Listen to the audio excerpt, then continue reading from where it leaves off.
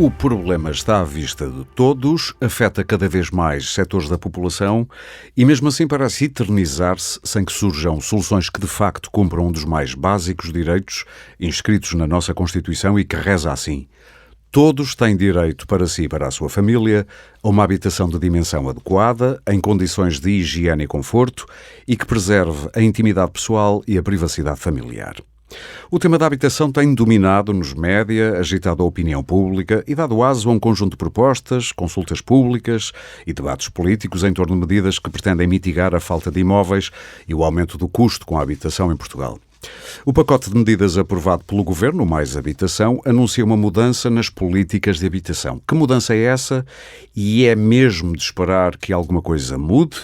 Eu sou o Aurélio Gomes e hoje aqui no Pode Pensar, o podcast de ideias para consumir da DEC Proteste, vou discutir este tema com Helena Roseta, arquiteta, autora da primeira Lei de Bases da Habitação em Portugal e voz incontornável nesta matéria. Também com Sandra Marques Pereira, socióloga e investigadora do Centro de Estudos sobre a Mudança Socioeconómica e o Território, do ISCTE, e ainda com Nuno Rico, economista da DEC Proteste, especialista mora em crédito à habitação.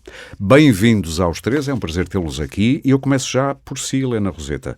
Há uns anos, é provável que já não se lembre, entrevistei-a e lembro-me que a Helena me contou que o seu despertar para a política, por assim dizer, aconteceu em 67, por altura das terríveis cheias de Lisboa, quando a Helena e o país descobriram o que o Estado Novo se esforçava por esconder, uma periferia de Lisboa repleta de barracas e de uma indignidade habitacional de magnitude gigantesca e, no caso, também mortal, no caso das cheias.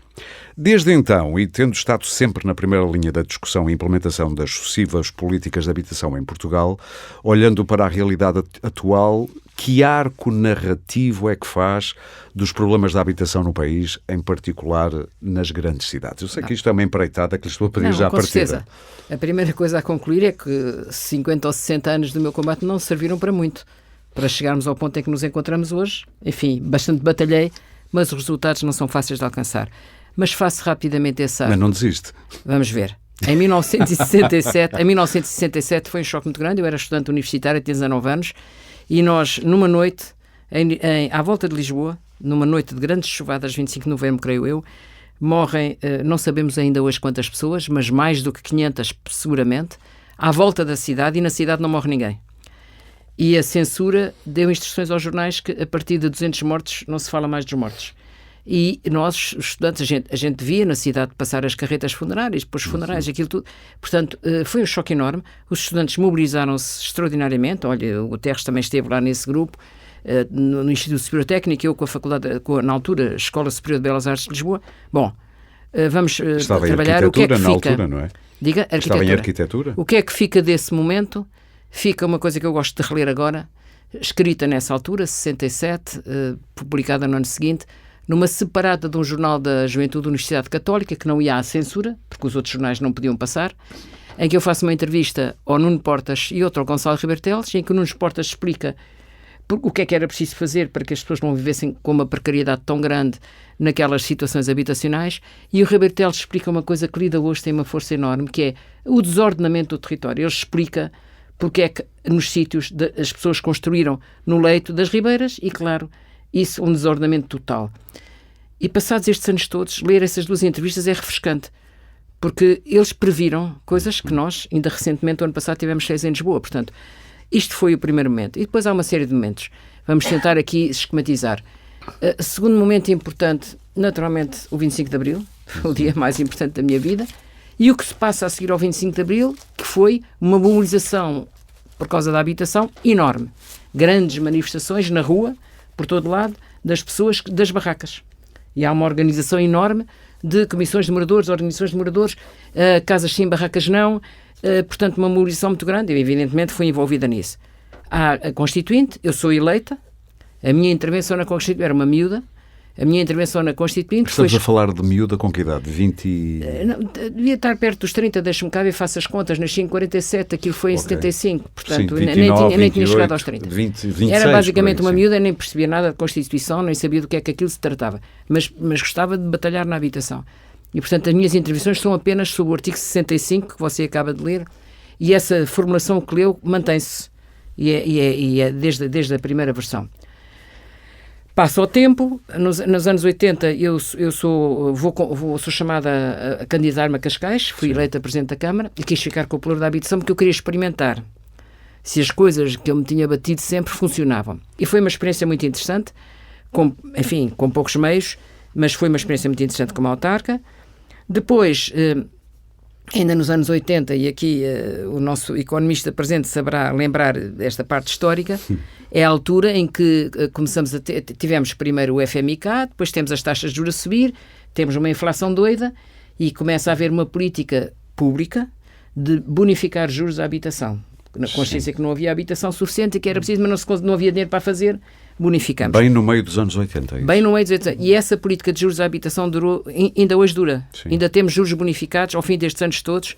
É onde mais dinheiro do Orçamento de Estado se gastou nos últimos 40 anos. A maior fatia. A maior fatia. Portanto, isto é uma coisa impressionante. Acho que pouca gente se lembra disso. Mas isto existe. Sim, o regime acabou em 2001. O regime acabou, mas os contratos que têm uma maturidade longa continuam a exigir as bonificações. Sim, ainda há contratos ativos. O Orçamento de Estado, pelo menos do ano passado, ainda lá tinha a bonificação de juros. Portanto, houve aqui uma política que deixou de ser a política do tempo do PREC, lançada na altura pelo Nuno Portas, que era uma política participativa, pioneira para as barracas, para acabar com as barracas, que era o chamado SAL, Serviço de Apoio Ambulatório Local. Teve vida curta, mas que foi um programa muito, muito interessante, muito participativo, coisa que hoje em dia nem todos são, a começar por este mais habitação, e por aí fora. Chegamos aos anos 90 e a situação das barracas à volta de Lisboa era uma vergonha. Cada vez que alguém chegava ao aeroporto era uma vergonha ver este panorama, era precisamente ali à volta do aeroporto, e uma presença aberta de Mário Soares começa a picar o governo de Cavaco Silva para fazer alguma coisa. Em Camarate e por ali, não começou a picar, eu estive metida nessa presença aberta. Resumindo, o governo do Cavaco Silva é obrigado a lançar um programa, e lança um programa robusto, chamado PER, Programa Especial de Realojamento, que conseguiu acabar com cerca de 40 mil barracas entre Lisboa e Porto. Só em Lisboa foram mais de quase 20 mil. É um programa muito robusto, num período de 10 anos, 93 a 2000 e pouco. Foi um programa relativamente curto, mas era só Lisboa e Porto. Cidades de Lisboa e Porto. Áreas metropolitanas. Áreas metropolitanas, sim, tem razão. Áreas metropolitanas, mas de qualquer maneira só áreas metropolitanas de Lisboa e Porto. Sim, obrigada. De qualquer maneira, não era um programa nacional. E foi a última vez que houve dinheiro para a habitação em termos nacionais. Portanto, houve o SAL, que morreu de morte de macaca, infelizmente. Houve o PER. A partir daí, a única coisa que se criou foi ajudas ao Porta 65 Jovem, que começou com outro nome, que eram umas ajudas para os jovens poderem arrendar casa, e bonificar juros. Quem quer casa vai ao banco. Era esta a política de habitação em Portugal. E é por isso que chegamos onde estamos. Chegamos a um ponto em que temos 2% da habitação em Portugal é pública, tudo o resto é privado. E todos dizem que é preciso regular o preço, mas regular o preço, diga-me cá, você também. Já vamos tentar perceber quando isso. Quando temos 2% do total do parque público e o resto é todo privado, é uma coisa muito difícil de alcançar. Só para terminar, é por estas razões todas, e vou já terminar, que em 2019 eu consigo fazer aprovar a Lei de Bases da Habitação. E o que é a Lei de Bases? É transformar em lei aquilo que está no artigo 65 da Constituição. E conseguiu-se, com uma maioria, na altura foi a maioria da Geringonça, que votou aquilo. Foi muito difícil de negociar, o Partido Socialista não queria várias coisas, algumas não passaram, mas a verdade é que hoje temos uma lei que estrutura tudo. E a verdade é que hoje temos o Ministério da Habitação. Temos o Ministério da Habitação, finalmente. Mas para já temos uma lei que estrutura isto tudo. Pronto, e agora daqui para a frente vamos ver o que é que dizem os meus colegas de... Apontou num sítio certo que eu ia perguntar à Sandra, olhando para este pacote mais habitação, eu sei que também é uma empreitada que lhe vou pedir, defeitos e virtudes do que lá vê. Eu diria que, só para situar quem nos está a ouvir, que podemos dividir isto simplisticamente em três grandes áreas: apoios ao arrendamento, seja do lado das pessoas que arrendam, seja dos senhorios, apoios a quem tem empréstimos no banco, e depois o trazer casas para o mercado. Diria que, simplificando, são as três grandes áreas que este programa tenta atingir. Defeitos e virtudes, a seu ver? Eu acho que... boa tarde. Ou bom dia, ou boa noite. O podcast é ouvido quando as pessoas acontecer. Não, eu acho que... não sei se posso voltar um bocadinho atrás à história das políticas. Já agora, relativamente a esta questão, que é um discurso comum as pessoas dizerem que nós temos muito pouca política pública, mas eu gostava de lembrar uma coisa que me parece muito importante. É que, na realidade, quando nós acordamos, não é bem assim, porque nos anos 60, aliás, com Portas e Teutónio Pereira, e há ali o Congresso de Habitação, aquele onde congresso eu participei ativamente. Muito importante, e portanto já havia uma grande sensibilidade e trabalho feito nessa, mas na realidade quando a seguir ao 25 de Abril é quando, e sobretudo a partir dos anos 80, é quando o próprio Estado de Providência a nível internacional começa a definhar, lentamente, mas a definhar. E isso anos 90. Anos 80 e 90 Sim. e Margaret depois até... Thatcher. Exatamente. E o right to buy, por exemplo, que é o direito a comprar, é uma medida charneira que faz alteração, que é muito simbólica, porque marca esta mudança quando, e o que é que isto quer dizer? O right to buy era as pessoas tinham direito a comprar a sua habitação social. E, portanto, a partir progressivamente e depois de forma diversa em diferentes países, há medidas de recuo do Estado de Providência na habitação. Há a venda da habitação pública aos seus ocupantes, há uma grande retração do investimento público, enfim, há um conjunto, há o próprio... Aliás, todo o Estado Social recuou pouco com a queda da União Soviética, mas não vamos falar disso agora. Chamada mudança de paradigma. Exatamente. Todo ele recua, só que no nosso caso, apesar de tudo, o pós-25 de Abril permitiu a consolidação, se quisermos, do Estado de Previdência, de 2 ou 3 braços do Estado de Previdência, a saúde, a educação e, enfim, a segurança social, e a habitação ficou, mas também porque coincide ao nível internacional com isto. Sim. E com outra coisa importante, que é uma coisa que muitas vezes não é falada, que é a incorporação por parte do Estado de um modus operandi, de um modo de gestão, de mimetização do setor privado e, portanto, de rentabilização, etc, etc. Pronto, isto é uma questão. E, portanto, quando nós olhamos para uma redução do investimento a partir dos anos, de facto, o PER é ali assim uma espécie de... É um corpo estranho. É um corpo estranho ali. Nessa narrativa, exatamente, é um corpo estranho, mas... mas provou-se que se consegue remar contra a maré, na verdade. Sim. Porque apesar dessa tendência histórica para desinvestir dessas áreas, o PER foi a prova de que se pode, se quiser. E já agora, só para terminar em relação ao PER, eu acho importante também salientar, muitas vezes diaboliza-se muito o que foi o PER. E eu acho que nem é bom diabolizar como um todo, nem glorificar. E, portanto, acho que o PER tem alguns projetos muito bons. Há, por exemplo, do Teutónio, estou só a dar um exemplo, em Oeiras, do Teutónio Pereira e do Nuno Botelho, que é um ótimo, que é Laveiras, se não me engano, que é um ótimo projeto. Mas Oeiras foi, desculpa a interrupção, um dos municípios que fez melhor PER. É uma das razões pelas quais o senhor que lá está Presidente da Câmara passa a vida a ser eleito. Porque funcionou muito bem o PER naquela altura, naquele concelho. Mas entretanto... É verdade ou não é? Mas em Lisboa também há situações, quer dizer, eu não queria, por exemplo, há situações que têm a ver com uma série de fatores, nomeadamente a integração dos edifícios, mas outros fatores e a integração dos edifícios no tecido urbano envolvente. Mas pronto, indo agora à sua pergunta, portanto, nós temos esse definhamento do Estado de Previdência. Eu gostava só de situar um pouco a minha pergunta, Fila. Gostava só de acrescentar, para quem nos está a ouvir, que foi provavelmente das poucas vozes que eu li na imprensa que não foi demolidora contra o programa. Percebeu ali virtualidades. E vou pegar nisso, porque o que é que eu acho? A nova geração de políticas de habitação vem com uma intenção em 2018. Já agora, só fazer aqui no fundo, o problema da habitação estava adormecido durante não sei quanto tempo. Sim. E esta transformação adormecido, mas a fermentar. E esta questão toda, em 2000, começa em 15, 16, do florescimento dos preços, da explosão dos preços, primeiro em Lisboa e Porto, e depois que começa a alargar, começa a dar-lhe primeiro uma voz mediática e pública de movimentos sociais, etc, etc. E depois entra na agenda política. E entra na agenda política, primeiro, entra em Lisboa, e entra de forma muito associada também ao alojamento local, etc. Ainda com António Costa como Presidente da Câmara? Não. Logo a seguir com Medina. Com o Fernando Medina, mas Sim. o que acontece é que há ali um movimento quase de solidariedade de criar a Secretaria de Estado da Habitação em 2017, em julho, porque as eleições eram em setembro, as autárquicas, e portanto este é o primeiro momento. E portanto, e depois a partir daí vemos uma escalada de afirmação política do problema e de ganho institucional, nomeada, que acaba com a criação do Ministério. Mas porque há um problema. Porque é evidente que há um problema. Não é só uma coisa política. E há um problema que nasce de forma muito forte em Lisboa. E Lisboa, politicamente, é muitíssimo importante. E logo a seguir no Porto também. Eu sou lá de cima e percebo que a coisa mas também... Mas Lisboa é Sim. sempre uma espécie de... Até o farol, não é? Sim. Pronto.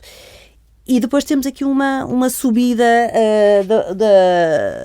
do enquadramento político até chegar a Ministério agora, já neste ano.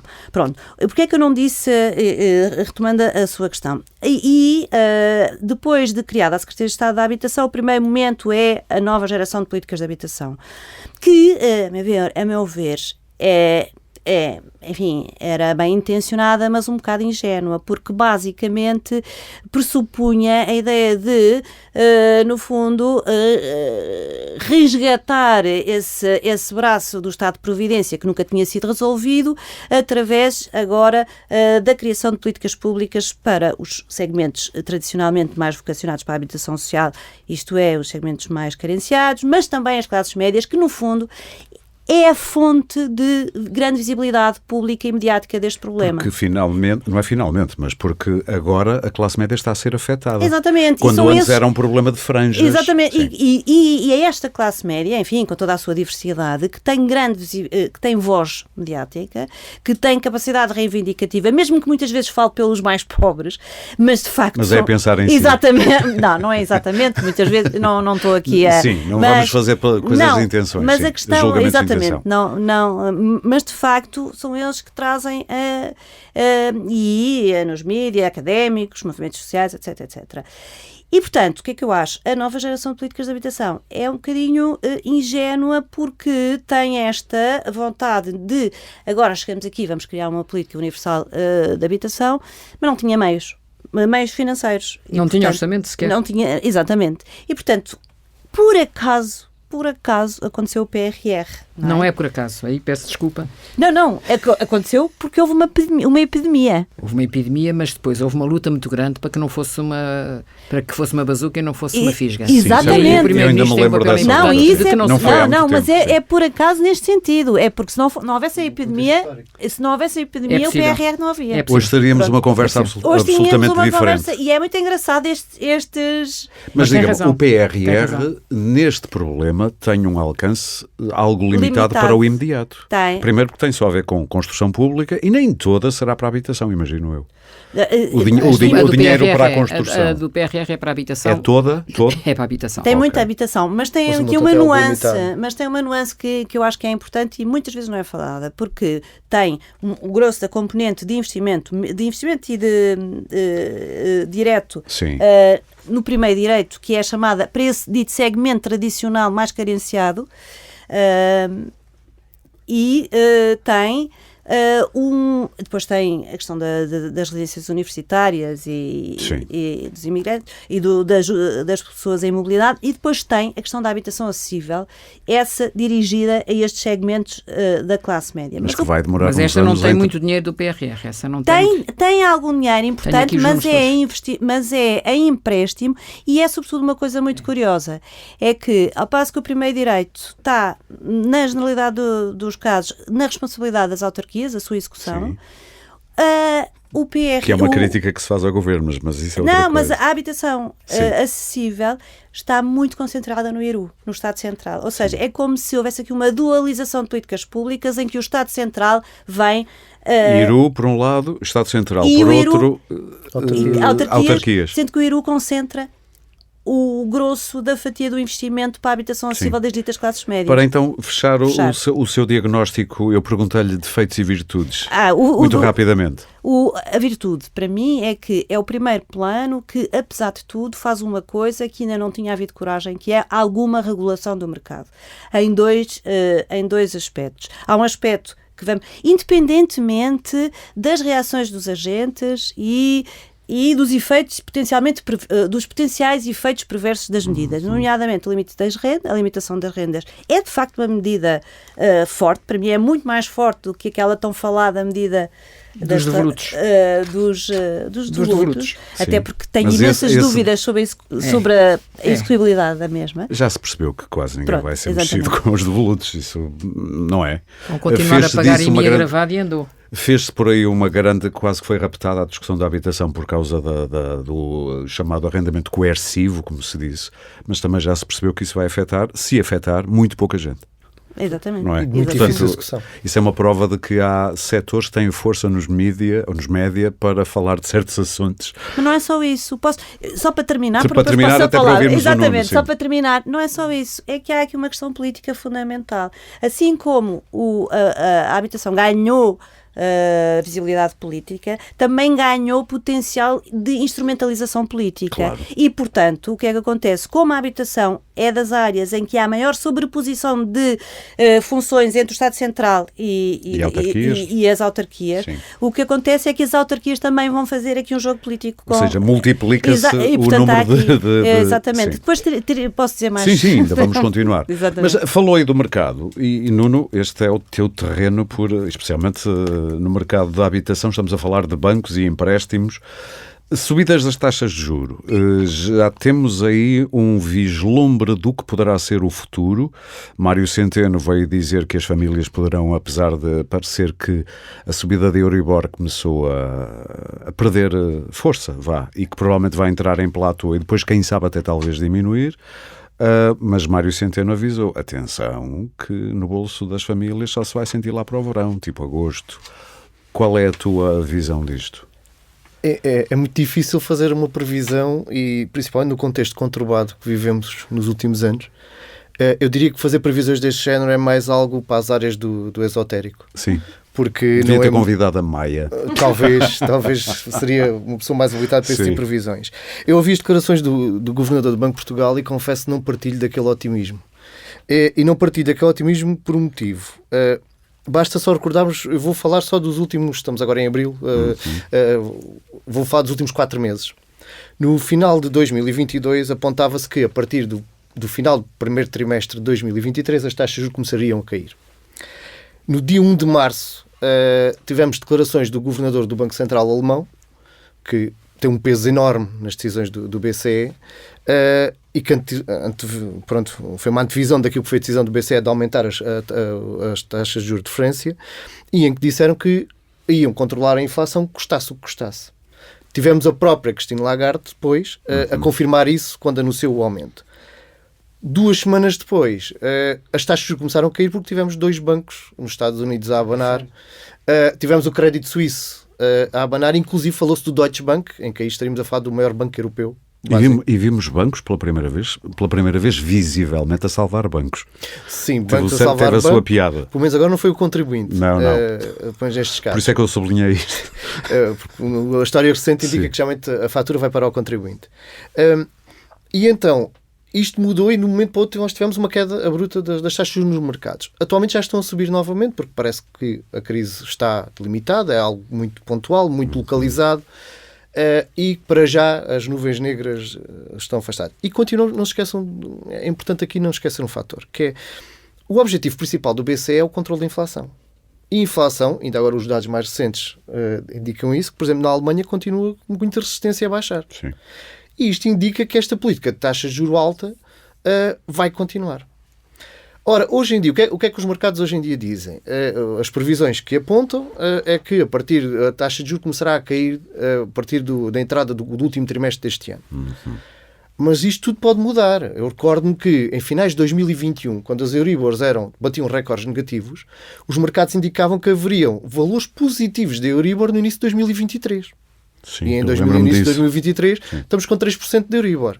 Portanto, tudo isto é muito... Logo, eu não partilho dessa visão. Gosto de olhar agora, neste momento, para um contexto mais de curto prazo. Curto prazo é que, para já, tudo indica que esta política de juros altos vai continuar. Portanto, já uma pergunta para quem nos está a ouvir. A corrida que tem acontecido entre aspas, pronto, não será uma corrida desaustinada, mas à taxa fixa é uma boa ideia? Já para darmos assim uma resposta a quem está do outro lado. O Mário Centeno falou nisso e disse que atualmente era uma armadilha. Por isso é que eu estou a perguntar. Exatamente, atualmente pode ser, porque a taxa fixa nos valores atuais, e tendo em conta a oferta que existe em Portugal, e esse é um problema que depois posso abordar, é que os valores atuais são muito altos. Atualmente um contrato de taxa fixa de longo prazo, 30 anos, os valores mais competitivos que existem no mercado chegam perto dos 4%. Sim. Ora, é um valor significativo. Sim. E isto tem a ver com a própria oferta da taxa fixa. E por isso é que, apesar do Governo agora ter introduzido no pacote Mais Habitação a obrigatoriedade da oferta da taxa fixa, ao deixar a definição dessa oferta nas instituições bancárias, basicamente é ficar na mesma onde estávamos. Pelo menos duvido muito. Não é uma intervenção propriamente do Poder Central. E daí, depois já falaremos mais à frente, uma das medidas que nós propomos é precisamente uma intervenção nesta área. Sim, a limitação a 3%, mas isso a gente vai e detalhar a questão no final do índice de referência para a taxa fixa. Que, aliás, é uma petição que pode ser assinada e nós vamos dar todos os parâmetros para que as pessoas possam, se quiserem, assinar. É que o problema das famílias portuguesas, podemos falar da questão de que temos 3 em cada 4 portugueses são proprietários. Por exemplo, na Alemanha a relação é de 50-50. Ou não, proprietários entre aspas. Sim, proprietários entre aspas. Metade desses proprietários, segundo os últimos dados do INE, está a pagar empréstimo ao banco. Ou seja, eu chamo-lhe os inquilinos da banca. Exatamente. Entre aspas. Proprietários com eventualmente futuros proprietários. E há uma grande diferença geográfica. Isso é importante. Sim, Lisboa é quase 50-50 e isso é uma média nacional. Sim, a média nacional indica que 3 em cada 4 as famílias são proprietários da habitação de Isso é como uma falta de casas, não é igual em todo o país. Não é igual. Não, e sobretudo, não quero mesmo monopolizar a conversa, mas a conversa também se enriquece. A tendência, um dos debates centrais hoje em dia é que as pessoas já não têm acesso à propriedade. E portanto que vai aumentar imenso a Deixe-me só continuar a interromper. Sim. E eu ouvi-me durante muito tempo, mas porquê é que os portugueses têm que achar que têm que ser donos de casa? Eu ouvi este mas argumento. Que chegámos a ter rendas de casa mais caras do que o empréstimo ao banco. Exatamente. O problema não era querer, o problema era optar por aquilo que podiam pagar ao fim do mês. Exatamente, mas havia gente que não era sensível a esse argumento. Eu acho que é uma questão de racionalidade e também cultural. Não, a cultura é produzida contextualmente. Mas nós herdamos visões. Não é essencialista. Eu não estou a dizer essencialista, mas nós herdamos visões que muitas vezes nos são passadas pelos pais, pelos avós. O que existe, e isso está explicado nas estatísticas do Eurostat, o que existe é nos países todos da Europa do Sul, muito maior percentagem de habitação própria. E é isso que eu queria dizer com cultura. A Suíça é o país que nem sequer pertence à União Europeia, onde há menos habitação própria. Sim, mas não têm problemas de insegurança social. É visto como a maior herança que se pode deixar aos herdeiros. Aqui em Portugal é.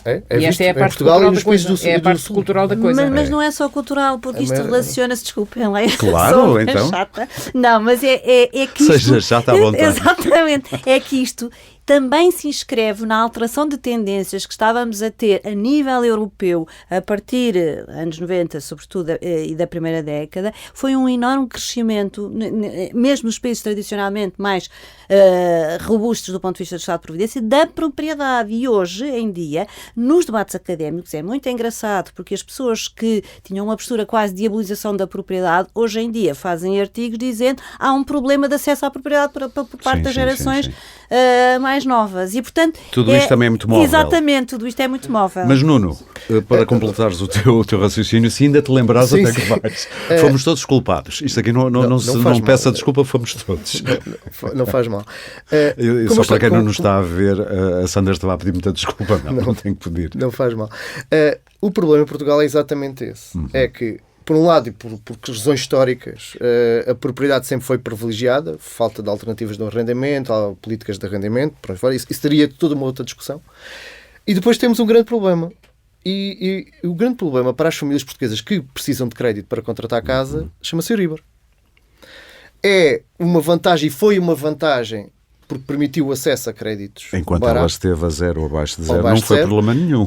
Não houve problema, mas o problema é que as famílias portuguesas, 93% dos contratos de crédito em Portugal estão indexados a Euribor. Sim. E isto é um problema. Pois. É um problema porque torna as famílias portuguesas mais vulneráveis da Europa às oscilações de uma taxa de juros do mercado, que altera-se em função do contexto e por aí fora. Para termos aqui uma comparação... E os mercados são de uma psicologia tão sensível. Sim, tem uma psicologia... São muito nervosos. Precisavam de... Por antecipação. E por antecipação. Umas terapiazinhas. Isso também daria toda uma discussão.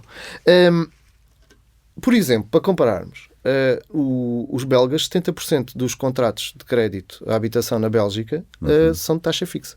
Os alemães também a porcentagem próximo disso. Mas as ofertas de taxa fixa são muito deverão ser mais interessantes. Agora vamos à parte de porque é que chegámos a estes 93%. Em Portugal? Em Portugal, de créditos de taxa variável. Primeiro, porque a oferta de taxa fixa sempre foi residual, muito pouco competitiva, e a única forma, isto tem a ver com o contexto histórico da banca portuguesa, a forma como se conseguia financiar lá fora, a única forma de terem crédito competitivo era através de créditos indexados. Então eu pegava já nisso, antes de alargar outra vez a discussão. Esta medida do Governo de bonificar no Mais Habitação, de bonificação de juros, o que é que te parece? Na área do crédito à habitação, as medidas que foram apresentadas, eu acho que a intenção era boa, mas vai ser de impacto muitíssimo reduzido.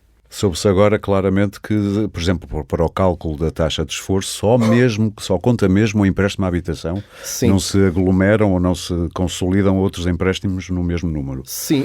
Primeiro, podemos começar por aí. O acesso aos juros bonificados é um autêntico labirinto. E aquilo, para conseguir cumprir todos aqueles critérios, muito difícil. São 8 critérios. Sim. E depois a lei foi feita de uma forma com algumas curiosidades. Nomeadamente essa que referiste, a questão de para o cálculo da taxa de esforço só conta a prestação do empréstimo que eu vou tentar bonificar. Ora, como o próprio Banco de Portugal indica, o cálculo da taxa de esforço deve ser feito com o valor da soma de todos os compromissos que nós temos em termos de créditos sobre o rendimento mensal. Depois temos a questão dos 250 mil serem o montante inicial contratado, porque é indiferente. Eu posso ter contratado um montante de 350 mil, se entretanto já tiver amortizado e hoje tiverem dificuldades porque devo 240, tenho a mesma dificuldade de alguém que está a dever 240 e contratou 250 mil. E depois o próprio apoio em si. Que é pouquinho, não é? É pouquinho mesmo. Eu posso dar aqui dois no exemplos limite, muito rápidos. ou seja, uma pessoa que preenche essas 8 categorias todas e viva muito mal, recebe por ano pouco mais de 700 euros. Sim, tem o limite dos 720 euros. Fora os limites que tem, o acesso aos limites de rendimento. Mas vou-vos dar aqui um exemplo muito rápido. Uma família que tenha contratado 125 mil euros de crédito, estamos a falar, portanto, de uma família de mais baixos rendimentos, em janeiro de 2020, com uma Euribor de 12 meses, se preencher todos esses critérios todos e que tem acesso à bonificação maior dos 75%, segundo a aplicação, isto com os dados com os médios de Euribor de março, aliás, isto é um contrato que foi visto em janeiro, vai receber 1,22€ de bonificação de juros.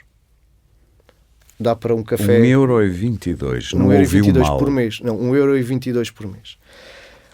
E isto com 75% de bonificação. Porque depois também o Estado criou lá uma cláusula muito interessante, porque é que só paga a partir dos 3%, porque inclusive a lei não está muito bem escrita e depois de muitas impressões nós próprios, ao analisar aquilo, tivemos dificuldade em conseguir perceber, e apesar daquilo que o próprio Primeiro-Ministro disse na apresentação, não é mais do que 3 pontos percentuais, é para além da subida de 3 pontos percentuais, estar acima dos 3%. Ou seja, o que me estás a dizer é que o Estado vai gastar uma pipa de massa, porque isso tudo junto é uma pipa de massa, para depois dar €1, na melhor das hipóteses, às pessoas. 1,22€, por exemplo, neste caso. Mas pronto, não falemos Qual agora é porque a o valor racionalidade disto? Que alguém consegue aqui explicar? A racionalidade eu acho que é dinheiro que faz falta, dinheiro dos contribuintes, que faz falta para tantas outras áreas. Sim, porque isto vem do dinheiro dos contribuintes. Que tem a melhor das intenções, mas não vai servir para ajudar as pessoas. Atenção, e neste contrato, esqueci-me de referir, este contrato sofreu um agravamento na sua última revisão de 184€. E recebe uma bonificação do 1,22€ nos juros. Mas posso-vos dar um valor só um bocadinho mais alto? Só para terminar. Por exemplo, quem tenha 245 mil euros de crédito, que sofreu na última revisão do contrato um agravamento de 449€, recebe, em termos de bonificação, e aqui estou a falar de 50% porque será uma família com rendimentos mais altos, recebe uma bonificação nos juros de 25,83€. Ora, perante um agravamento de 449€, recebemos 25€. A intenção é boa. Não veres a cara, intenção... devias ter visto a cara da Helena Roseta a olhar para mim. A intenção é boa, só que é dinheiro dos contribuintes que vai ser literalmente desperdiçado. Porque não ajuda muito, mas por todo é muito. É muito, são 400 milhões que fala-se. É sempre o problema de criar medidas sem fazer simulações e sem atestar antes de escrever o diploma. É claro que o diploma, agora isto nem sei se já foi publicado pelo Presidente da República. Já está em vigor. Agora está em vigor. E vai ter resultados pífios, como já se está a perceber. Mas isto evitava-se se antes de porem a lei na Assembleia tivessem feito uns cálculos, tivessem feito umas simulações e tivessem ouvido quem sabe. Porque, efetivamente, às vezes a lei parece estar escrita com a melhor das intenções, mas a Sandra há bocado falou, e é verdade, muitas vezes as leis têm efeitos perversos. Claro. E, portanto, Helena, é um efeito perverso aqui, porque é um balde de água fria. nós estávamos a falar do caso de quem tem crédito bancário para adquirir casa, e no caso das rendas, qual é que diria que é a grande ferida histórica, se quiser, do arrendamento em Portugal? Porque isto não é uma coisa só de agora. Nós temos um regime de arrendamento urbano, que depois, a partir de 2006, se passou a chamar novo regime de arrendamento urbano, mas de novo não tem nada, porque é mais velho do que sei lá o quê, e eu costumo dizer que é uma lei cheia de botox. E continuamos a fazer remendos no arrendamento urbano. E o programa Mais Habitação, o que o programa Mais Habitação traz aqui são reformas profundas que deveriam ter dignidade de ser apresentadas como tal e não enfiadas no programa. Ou seja, independentes. Tem uma grande reforma do novo regime do arrendamento urbano. Em vez de reformar uma lei cheia de botox, apresentem uma nova lei do arrendamento urbano propriamente dita, comecem de raiz. Aquela está totalmente desfasada, totalmente desatualizada, e depois naturalmente teríamos parágrafos finais, disposições transitórias para as pessoas poderem passar do regime anterior para um novo. Não tem qualquer racionalidade. Está cheia de remendos, percebe? O tal botox está cheio de remendos. E ninguém se consegue entender. Eu dou um doce a quem for capaz de ler o NERAU, como ele se chama, e conseguir perceber o que é que lá está escrito, porque aquilo está cheio de remissões para leis que é preciso ir à procura, que por sua vez tem que ir à procura de outras e à procura de outras, e ninguém consegue perceber. Portanto, eu acho que era muito mais interessante ter dito é preciso fazer uma reforma do arrendamento urbano. Tiveram medo de dizer isto. Já ando com medo de dizer isto há muito tempo. Isso assusta muita gente. Mas tem que ser feita. Ouça, por razões óbvias. Eu digo-lhe já uma, independentemente de saber se é os senhorios, se é os inquilinos, o arrendamento urbano anda ora a sabor de uns, ora a sabor de outros, mas digo-lhe já uma razão. O arrendamento hoje não se faz como se fazia conforme está naquela lei. O arrendamento hoje faz-se através de uma terceira entidade, que são os mediadores, que têm um papel fundamental nas agências de mediação imobiliária. Então nós temos o regime de arrendamento urbano em que as agências não têm papel nenhum. Não é possível. Portanto, está desatualizado. Sim. Já não é assim que se faz. Já não anda toda a gente nariz no ar à procura de escritos nas janelas. Portanto, já não funciona assim. E, portanto, essa é uma coisa. Segunda coisa, este Mais Habitação também tem uma reforma fiscal grande, enorme, mexe nos códigos todos. Uma reforma fiscal do imobiliário, que também, do meu ponto de vista, devia ter sido assumida como reforma fiscal do imobiliário. Era uma das grandes com IMIs, queixas. Com IRS, tudo, com IRC. IMI, IRS, IVA, Sim. Imposto de Selo, IMT, tudo. Todos os impostos básicos, até os estatutos de benefícios fiscais, vem tudo aqui à pala do Mais Habitação. Porquê é que acha que não foi feito assim? Porque pensaram ao contrário, pensaram o que é que a gente gostava de fazer isto, agora onde é que isto se pendura? Vamos pendurar nesta lei, naquela lei, naquela. Temos agora um Ministério novo da Habitação, vamos meter tudo aqui. Era preciso. Sim. Eu, quando fiz a lei de Mais Habitação, foi exatamente no sentido inverso, foi dizer, vamos arrumar numa lei só, com princípio, meio e fim, que se consegue ler facilmente, os princípios fundamentais desta coisa. E o passo seguinte devia ser uma reforma do arrendamento, uma reforma fiscal do imobiliário, isso devia ser, bom, agora temos aqui uma data de medidas que elas próprias constituem essas reformas. Mas olhando para essas medidas, Helena... Mas podem ter efeitos perversos. Eu não tive ainda tempo de estudar isto a sério. Ainda não tive tempo de estudar isto a sério e algumas coisas até nem as percebi. E portanto... Eu acho que não foi só a Helena. Ainda estou a ver, são 82 páginas, mas não é o tamanho das páginas. Está um bocado desorganizada. A lei está um bocado desorganizada. Aliás, faltam secções e depois saltam artigos. Bom, enfim, a Assembleia vai ter que se entreter a pôr isto direitinho. Mas eu espero que seja aprovado, porque apesar de tudo sou reformista e, portanto, acho que é melhor... Acredito em reformas. Não é só isso, acho que é melhor termos um bocadinho de uma reforma do que não termos reforma nenhuma, a menos que ela depois traga efeitos perversos piores. Acho que é melhor, mas tenho pena que não haja uma visão de síntese destas coisas e que tenha princípio, meio e fim. Tenho pena, porque só para terminar, os cidadãos depois não conseguem compreender estas leis. Se nós temos dificuldade... Não conseguimos. Depois vamos dar trabalho à DEC, ainda bem, mas também vamos dar trabalho aos juristas todos, aos advogados. Nunca tanta gente citou a DEC para o teste como agora. E depois temos contenciosos atrás de contenciosos, como parar nos tribunais que também não dão resposta. Só tiram evitar os bons dias às pessoas. Leis mais simples, evitar os contenciosos. Eu vou citar agora a Sandra, que num texto seu, do Público, diz o seguinte: há agentes mais abertos do que outros. negociar com jovens presidentes, com o jovem presidente da Associação de Promotores e Investidores Imobiliários, cheio de certezas irrefutáveis, ou com o sempre zangado presidente da Associação Lisbonense de Proprietários, cuja atitude tem contribuído para uma injusta percepção dos senhorios como uma amálgama indiferenciada de gente insensível, não será o mesmo, por exemplo, do que fazer com os mais dialogantes representantes da Associação do Alojamento Local em Portugal ou da Ordem dos Arquitetos. Isto tudo porque é que eu estou a citar? Porque a percepção que se tem nesta discussão sobre habitação é que cada um está sempre preocupado só com o seu pedacinho e não faz o mínimo esforço para fazer pontes, para termos um common ground sobre o qual possamos discutir, e às vezes parece que isto é uma conversa de surdos, ou é impressão minha? Ou sou eu que estou com má vontade? Não, eu acho que é normal, cada agente tem os seus interesses. Claro, isso faz parte da vida. Sim. Exatamente, e tem que os defender. Agora, realmente, quer dizer, podia haver alguma racionalidade neste tipo de diálogo. Há, de facto, às vezes umas reações... Por exemplo, o alojamento local, eram 20 pessoas, mas fizeram muito barulho naquela célebre conferência de imprensa. O alojamento local eu acho que é um caso muito específico, porque, de facto, eu acho, também nesse artigo, refiro, eu acho que há aqui um princípio que deve ser muito, para além da questão da execuibilidade e do realismo das medidas, mas há um princípio que é importante, que é o princípio da equidade, e que tem que ver com a proporcionalidade, enfim, da responsabilização dos envolvidos. E o alojamento local é um caso específico porque, de facto, tem uma diversidade de perfis, de agentes de perfis muitíssimo grande e alguns, de facto, muito dependentes daquela atividade e, portanto, eu tenho aí alguma ambiguidade. Por exemplo, nós não temos uma coisa que era importante, nós temos muita falta de informação.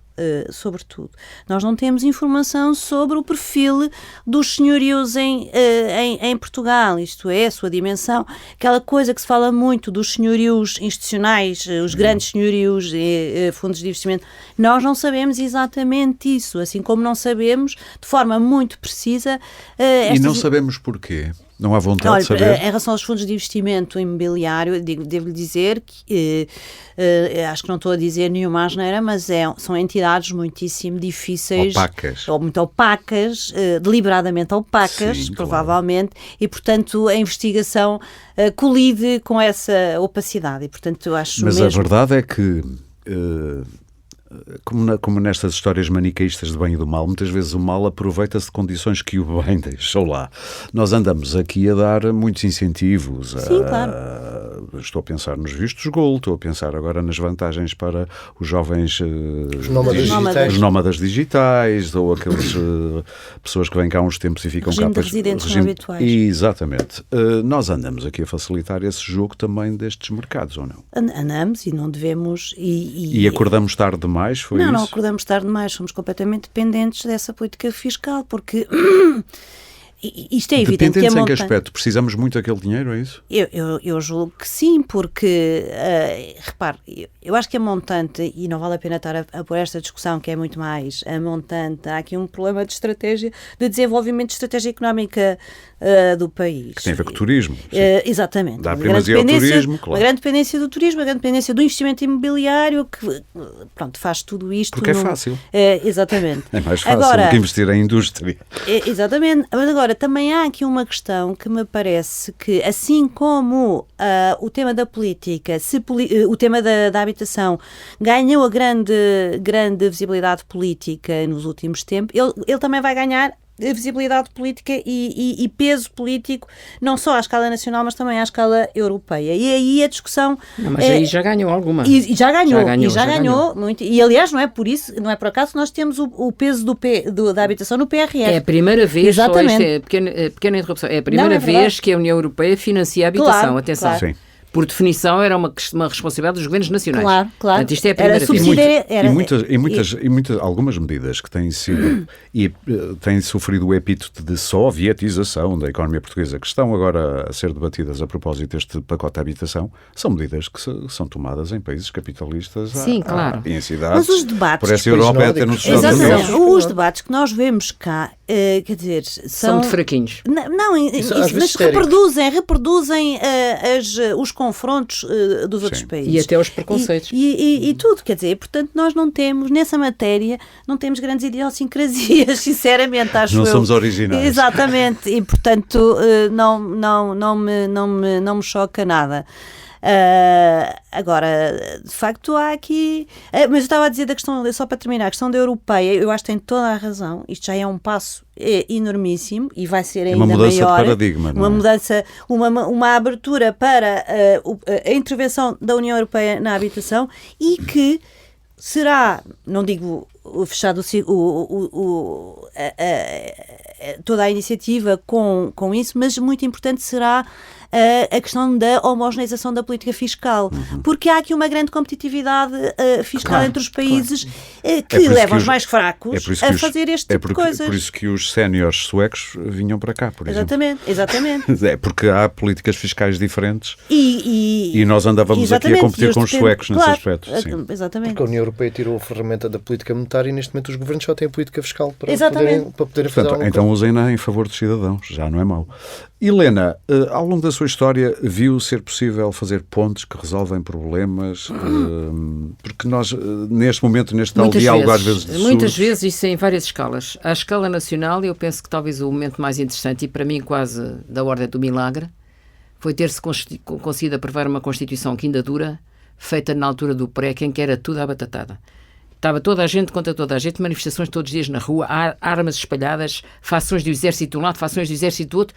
Aquilo não pronunciava nada de bom. Sim. E, no entanto, conseguiu-se aprovar um texto constitucional, e então na parte dos direitos sociais, bastante estável. Mas, no entanto, ainda há gente hoje em dia que chamou este programa PREC 2.0. Mas isso é verdade, mas quer dizer, podem chamar, isso cada um pode pôr os apelidos que quiser. Mas aqui a questão é essa, há momentos desses, houve esse momento da Constituinte. Eu tenho, na minha experiência, não tenho experiência de governo nacional, mas tenho várias experiências de governo local em Cascais e em Lisboa, muitas vezes ter feito pontes. Eu fui presidente de Câmara de Cascais durante 3 anos, sem maioria. E a Câmara fez uma data de coisas. E tinha que negociar com todos. Olha, começar pelo PCP, que era o segundo partido. Sim. E tinha que negociar. A mesma coisa fiz em Lisboa, depois com o meu movimento de cidadãos. Fui negociar com o Partido Socialista, negociei com toda a gente. E agora que estou indicada para fazer um programa, estou há 3 anos, estou agora a fechar, o programa de intervenção pública em bairros pobres, que é o programa Bairros Saudáveis, tem só 10 milhões de euros de financiamento, está a acabar. Este programa fez 240 projetos. Fizeram eles, nos bairros. 240 projetos no país todo, coisinhas pequeninas, mas que representam melhorias reais. E pode acreditar que em 3 anos não tivemos uma única questão de conflito político ou partidário em nenhum projeto, nem nenhum projeto com a organização do programa. Portanto, é um bocadinho artificial também esta discussão. É muito artificial, e deixa-me só acrescentar aqui uma coisa, vocês podem não estar de acordo. A minha leitura, posso estar enganada, a minha leitura é que houve uma mudança total do espaço mediático e das redes sociais, com as novas tecnologias. A democracia alterou-se. A democracia representativa hoje tem que fazer frente àquilo que já historiadores e outras pessoas chamam de democracia complexa, que é, além do espaço da representativa, há os outros espaços todos onde as pessoas se pronunciam na internet por todas as maneiras e feitios que interferem nas decisões do poder representativo. Isto tornou-se muito mais difícil. Sim. E, portanto, a sensação que eu tenho, pelo menos na paisagem portuguesa, é que o grosso da agenda mediática é veiculado por aquilo que tem mais tweets no Twitter. Claro. E, portanto, o que tem mais tweets é o que passa. Mas o que tem mais tweets não é o problema mais importante do país. É o que deu mais emoção na discussão. E são espaços mentais diferentes. Por isso é que se começou a falar de narrativas também. É curioso que é uma palavra que não se usava há 10 anos nestas coisas. O Twitter, a narrativa Facebook, tem etc. que ter isso. Funcionam com base nas emoções e cada pessoa só vai onde gosta de estar. A informação, o direito à informação é outra coisa nos termos da Constituição. E este choque, que não está de maneira nenhuma mediado, está a criar muitas dificuldades. Eu acho que é muito difícil haver pessoas que queiram governar hoje, porque quem é que está disponível? Só para terminar esta parte e depois vamos às alegações finais. Acha que este é o terreno ideal em termos temporais e de facto para o ressurgimento da habitação social e o cooperativismo? Completamente. E falo sobretudo para as novas gerações. Há uma apetência muito grande. Uma coisa que foi tão vilipendiada cá em Portugal, logo a seguir ao 25 de Abril, houve muito cooperativismo e funcionou. Nós temos 120 mil fogos públicos em Portugal. Desapareceu rapidamente. Nós temos 120 mil fogos públicos em Portugal. Na década de 80 construíram-se 200 mil fogos cooperativos. Isto é só para ter assim pequenos números. Portanto, tem capacidade. era uma cooperativa de propriedade, não é uma cooperativa como agora mais se defende, que é mais de inclinato, ou seja, a pessoa depois fica com a propriedade própria, depois pode vender e aquilo entra no mercado normal. Porquê é que acha que o Governo não apostou nisso? O Governo agora está a tentar apostar. Está a tentar, não é? Porque não acreditou. Não acreditou. É uma questão ideológica? Não é ideológica, ouça, falta inovação também nas políticas públicas. Eu não sei se vocês estão de acordo, mas falta inovação. Soluções novas. Soluções novas. A academia e a malta jovem que está neste momento a fazer trabalhos de investigação na área de habitação. Há muita gente a fazer mestrados, a fazer teses. Mas temos uma ministra da Habitação novíssima. Ainda bem. E eu fui das primeiras pessoas a dizer ainda bem que ela é nova, pois não é o problema da geração dela. Claro. Os jovens não são os mais aflitos, para ter, ainda bem que ao menos percebe do que é que está a acontecer. Não sei se sabe resolver, mas é solidária com o problema. Só para terminar, a habitação cooperativa é hoje uma grande oportunidade para gerações novas, precisamente para fazer inovação social. E eu acredito nisso. Que na verdade, nem é bem inovação, porque isso já foi feito. É, no fundo, pegar maneira. numa boa ideia e adaptá-la. Fazer de outra maneira. Vamos infelizmente, isto passou muito rápido, isto estaríamos aqui 3 ou 4 horas. Sandra, para terminar, pode dizer o que quiser para terminar, mas eu ia lhe pedir também 2 ou 3 ideias que tenha visto neste programa Mais Habitação que possam ser um farol para quem nos está a ouvir e que possam ser positivas para facilitar a vida de quem está aí desesperado ou para pagar um empréstimo ou para pagar a renda ou à procura de casa. Eu acho que genericamente, quer dizer, não... O que eu acho que é importante também é perceber, agora estávamos a dizer que não havia criatividade. Eu acho que é muito importante perceber que um dos problemas fundamentais aqui tem que ver, é institucional e tem a ver com a capacidade de execução dos organismos públicos, destas medidas políticas. E, portanto, eu acho que neste momento essa questão é provavelmente das questões absolutamente fundamentais. É preciso mais gente para o ERU? É preciso mais não meios? Não é só mais uma questão quantitativa, é uma questão quantitativa, mas também é uma questão qualitativa de pessoas, porque eu não sei se muitas vezes fala-se na questão política. Deixa eu ver se eu percebi, da qualidade das pessoas? Da qualidade. Da atitude. Porque, por exemplo, o que eu penso, o que me parece é que muitas vezes fala-se da política, quem é que quer ir agora? O que estava a dizer, quem é que quer ir para a política? Eu estou aqui a falar de IRU, falta dizer, porque isto para nós... O Instituto de Habitação e Reabilitação Urbana, que é do Estado Central, sim. E é, no fundo, o braço do Estado, o braço institucional de realização das políticas de habitação no Estado Central. O braço no terreno. Exatamente. Mas eu acho que também há aqui um problema de definhamento da qualidade da administração pública, talvez, não sei, porque ela pode estar também relativamente partidarizada ou politizada e, portanto, não sei se hoje é muito chamativo para as pessoas trabalharem na administração pública. Não estou a falar na academia. A academia tem todos os seus defeitos, precariedade, etc, mas apesar de tudo E endogamia? Mas pronto, isso é outro podcast. Isso é outro podcast. Exatamente. É uma bela ideia. Exatamente. Mas eu acho que esta questão da administração e da qualidade da administração, da criatividade dentro da administração é absolutamente fundamental. Porque, por exemplo, eu não sou saudosista do Estado Novo, mas quando nós olhamos para o NEC, por exemplo, e mesmo para o Fundo de Fomento da Habitação, no final dos anos 60, princípio dos anos 70, quer dizer, estava lá a nata da nata e não era por acaso, quer dizer... E pagava-se bem à nata. Mas não era só, eu acho que... Mas as pessoas dizem sempre não é só, mas olha que é um dos motivos porque atrai cérebros, pagar-se bem. Mas a nata não recebe fantasticamente bem na academia. Eu não digo fantasticamente, mas bem. Mas não recebe bem na academia. E, portanto, isto para mim é uma questão que devemos pensar seriamente e que tem que ver com essa questão da política e da qualidade. E medidas? Há uma ou duas que lhe salta à vista, que acho que é mesmo o bom caminho?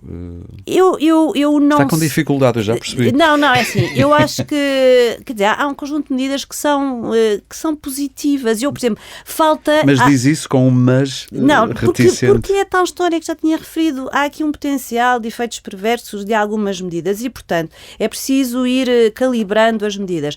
Há, eventualmente, 2 medidas ou 3 que eu acho que faltam. é a história de acabar com os vistos dos nómadas digitais e do regime e com os benefícios do regime de será abortar isso, passo o termo, quase à nascença. Exatamente. E também dos benefícios aos fundos de investimento imobiliário. E acho que há uma medida que é interessante, que é o zonamento inclusivo, isto é, a questão das cotas nas promoções privadas, a questão das cotas para habitação acessível. Mas isso já está a ser feito. Sim, mas por exemplo, aqui no pacote não é... Não precisa? Já tem legislação que permite isso? Desculpe, já falarei sobre isso. Sim, na lei de bases está... Não é na lei de bases, são as cartas municipais de habitação. Lisboa já está a fazer isso. Lisboa? Sim. Pois, isso Lisboa precisa ter as cartas municipais de habitação aprovadas para poder definir os limites das cotas para cada tipo de habitação. Habitação acessível e a outra habitação. E sem essa ferramenta... não chega lá, mas a ferramenta já está criada. Pois. E há vários municípios que já começaram a trabalhar nisso. Não, mas isso acho ótimo. Mas se tiver, eu não o teto das rendas parece-lhe bem, por exemplo? Tenho sentimentos mistos, por isso é que eu estava nesta situação, porque por um lado eu acho que se chegou a um nível absolutamente incomportável mas por outro lado admito que possa ser injusto em algumas situações, por exemplo, pessoas, rendas antigas ou pessoas que não fizeram, que tinham as rendas mais baixas e que a partir daí, acho que essas situações todas, que aliás, curiosamente, se não me engano, o senhor, o parecer da Associação de Proprietários de Lisboa, de Senhorios de Lisboa, fez algumas notas de sugestões relativamente a isso. O Governo diz que está de ouvidos abertos. Vamos ver se incorpora mais sugestões, mesmo depois do período eu espero da audição que sim, pública. Eu espero que sim. Por exemplo, esta questão que diz mais respeito ao licenciamento, foi uma questão que, pela complexidade que tem, e bem, foi adiada a sua... Nuno, vamos falar, já que estamos a falar de teto de rendas, a proposta da DECO Proteste é uma proposta que também prevê, um teto dos juros. Queres explicar isso? Há uma carta aberta, sim, uma carta aberta, que qualquer um pode assinar, eu já vou dizer onde e quando, mas queres explicar a proposta da DECO Proteste? Nós apresentámos nessa carta aberta, um conjunto de medidas que... perante a análise que fizemos ao Programa Mais Habitação na área do crédito e descobrindo que o efeito que vai ter, o efeito prático é muito reduzido, apresentámos como já dissemos aqui há pouco. Sim, como demos os exemplos. Nós apresentámos um conjunto de medidas e principalmente uma medida em concreto que procura, uma vez que temos que viver com esta taxa, com o Euribor e com as taxas de juros variáveis, e que é essa a oferta essencial dos bancos, pelo menos por enquanto, uma medida que procura criar aqui alguma estabilidade para quem adere a este tipo de contrato de financiamento a taxa variável. Para poder prever a sua vida minimamente. Minimamente. Os bancos, atualmente, desde 2018, são obrigados a fazer uma análise de capacidade, de solvabilidade do consumidor no momento da contratação, em que verificam se o consumidor tem capacidade para suportar uma subida de 3 pontos percentuais na taxa de juros em relação ao momento em que contrata. Sim. E nós pegamos precisamente nesse princípio. E a nossa proposta vai no sentido de que, perante estas subidas muito repentinas de Euribor, para vos dar uma ideia, em 15 meses a Euribor subiu 4 pontos percentuais. Ora, isto é uma variação 3 vezes superior àquilo que foi entre 2005 e 2008. E a nossa proposta vai exatamente no sentido de que o consumidor poder ter a possibilidade de, a partir do momento em que o seu contrato excede a tal variação superior a 3 pontos percentuais e a sua taxa de esforço é acima dos recomendados 35%, poder assinar o tal, nós chamamos um travão à prestação. E fica a prestação nos 3%. A partir daí, a prestação fixa-se naquele teto máximo, que supostamente foi avaliado no momento da concessão, portanto é algo que o consumidor, é certo que os rendimentos variam, mas é algo que o consumidor poderá... No limite consegue aguentar. Sim. E a partir daí é o prazo que começa a oscilar. Mas perante o problema em Portugal que nós temos também dos contratos serem muito longos, a nossa proposta tem aqui um complemento, que é o contrato passa a ter uma duração máxima dos 75 anos de idade do mutuário, portanto, a partir daí não pode exceder o contrato dos 75 anos, e se for necessário para manter a prestação fixa, ou fixa, neste caso não é uma prestação fixa, é uma prestação de valor constante, passamos a existir um valor residual a partir daí. Para atenuar esse risco do valor residual, porque isto, nós, quando pensámos nesta proposta, analisámos todas as críticas possíveis. Quando a questão de ter um valor residual, isto é, chegar ao final do contrato e ainda ter ali um montante para pagar. Para pagar, sim. Quem adere a este mecanismo, a partir do momento em que a taxa de juros, mais cedo ou mais tarde, em 30 anos, que é uma duração do contrato, varia muito, a partir do momento em que a taxa de juros volta a baixar abaixo daquele intervalo dos 3 pontos percentuais, eu só posso sair daquele mecanismo se não tiver valor residual, ou seja, a prestação vai-se continuar a manter, mesmo que a taxa de juros baixa, mas vai começar então, digamos assim, a retirar o valor residual que foi ali, que serviu de amortização. Uma espécie de uma amortização, digamos assim, é ali um valor... No fundo é pagar o benefício que teve. Exatamente, pagar o benefício não que teve. Subiu dos 3%, mas aquilo que subiu vai pagar depois mantendo os 3%, exatamente, mesmo quando a taxa baixa. Mesmo quando a taxa baixa e a partir ou então quando o contrato, se eu não tiver valor residual, quando o contrato regressar ou estiver já permita a prestação abaixo dos 75 anos. Sim. Isto cria uma estabilidade muito maior nas famílias. Eu sei que tenho aquele mecanismo de proteção, uma espécie de um mecanismo de travão, cá está, que eu sei, eu não consigo aguentar isto, cheio da minha taxa de esforço e eu aciono este mecanismo de proteção. E dá segurança. Tem alguma noção dos vários grupos parlamentares o que já por reagiram? Enquanto ainda não tivemos feedback por parte dos grupos parlamentares. Isto é uma medida que tem e deve ser analisada com urgência, porque o problema é agora. Do que tu conheces deste governo, do Ministério das Finanças, o que é que te parece? Isto é uma enorme vantagem, esta medida. Não exige 1 cêntimo dos contribuintes portugueses. Portanto, ao contrário o Estado não vai gastar dinheiro com isto. O Estado não gasta 1 cêntimo com esta medida. Pura e simplesmente estamos a falar de mecanismos de cálculo financeiro que já são conhecidos e já existem, não estamos aqui a inventar a roda. Além disso, os próprios bancos têm toda a vantagem de aceitar esta medida, porque até no limite poderão até potencialmente conseguirem cobrar mais juros por aqueles contratos que tenham que ter uma alteração muito extensiva.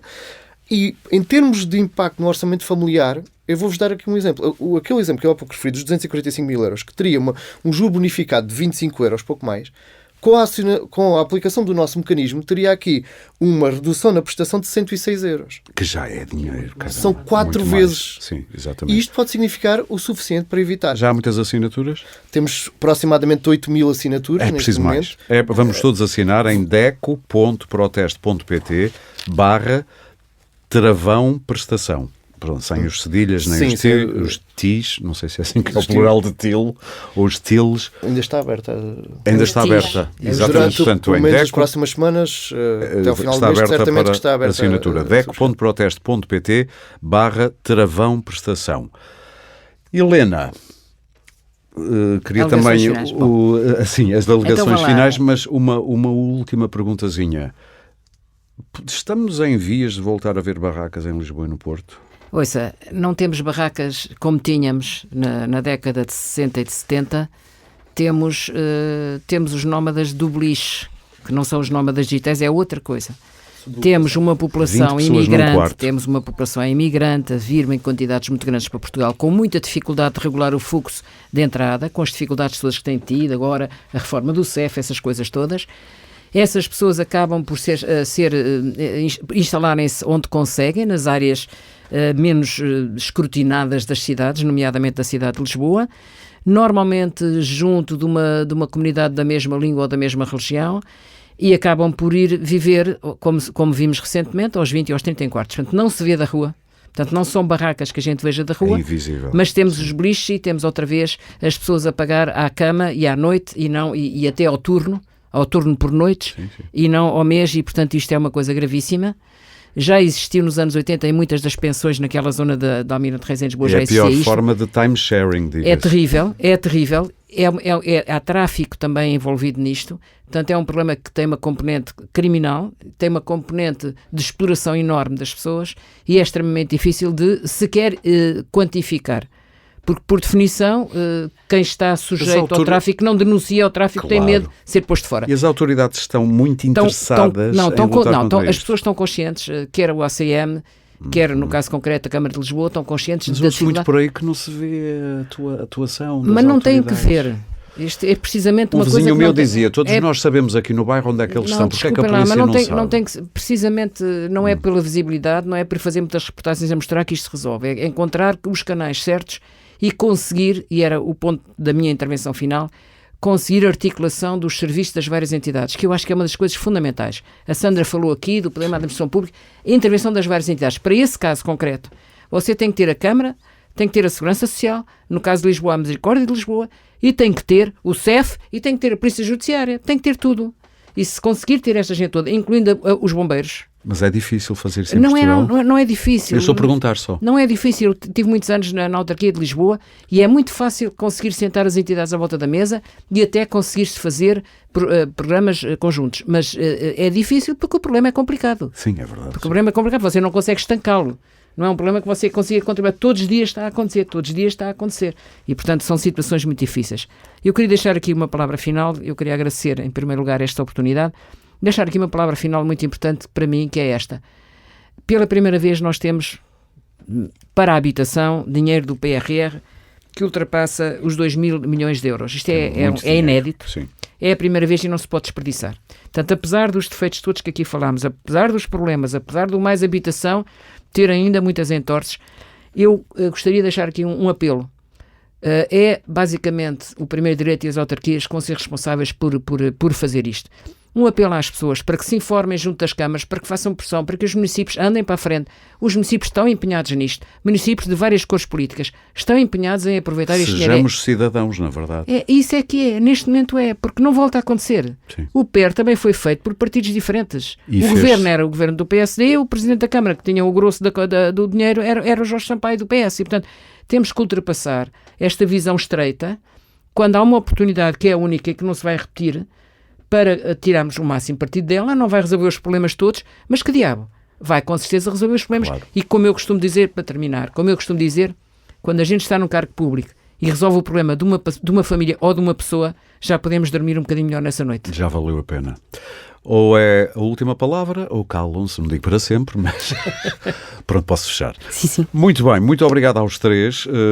Ficou claro que isto foi apenas a pontinha do iceberg, mas foi importante esta reflexão que nos deram a oportunidade de fazer em conjunto, e obrigado também a quem nos ouviu. Quero sublinhar que o site da DECO Proteste, deco.proteste.pt, tem disponível um vasto conjunto de conteúdos que explicam minuciosamente as medidas do pacote Mais Habitação, ou seja, o que foi aprovado, quem tem direito a apoios, como receber esses apoios, quais os limites, qual a duração, o que está previsto em matéria de arrendamento e de mitigação da subida das prestações do crédito à habitação e muito mais. Portanto, vale a pena usar e abusar. deco.proteste.pt. Vale a pena dizer que, e quero destacar, os simuladores que ajudam a tomar melhores decisões e a poupar. Portanto, use e abuse. De resto, o de sempre, este podcast pode ser subscrito e seguido em Spotify, Apple Podcasts, Google Podcasts, SoundCloud ou qualquer plataforma de podcast que utilize no seu telemóvel ou computador. Também pode ouvi-lo em deco.proteste.pt e também no YouTube. Este episódio teve coordenação editorial de Maria João Amorim, a produção de Sandra Borges, o som é da Índigo, com sonoplastia de Guilherme Lopes. O Pode Pensar da DECO Proteste regressa em breve com mais ideias para consumir.